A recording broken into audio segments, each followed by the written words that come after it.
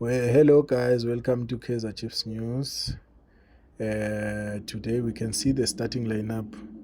You can see there is Peterson as a goalkeeper, Cross as a left back, McCarthy as a left centre back, Miguel as a right centre back, and Solomons as a right back. Mtetwa as a centre defensive midfielder, and Ngobo, and then Shabalala, Vilagazi, Lilepo, Ikotaro.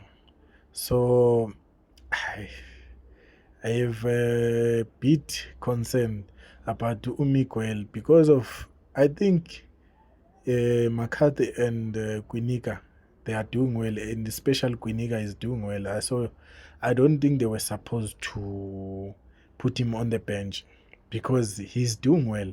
There's nothing wrong with him. He must continue playing until he has a problem. Then he can go to the bench.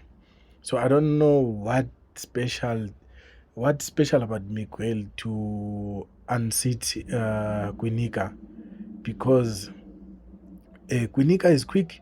He can even score. We saw even that day he's the one who scored, which means he has a good understanding to Uvilagazi. So I don't think they were supposed to unseat Ulona Quinica.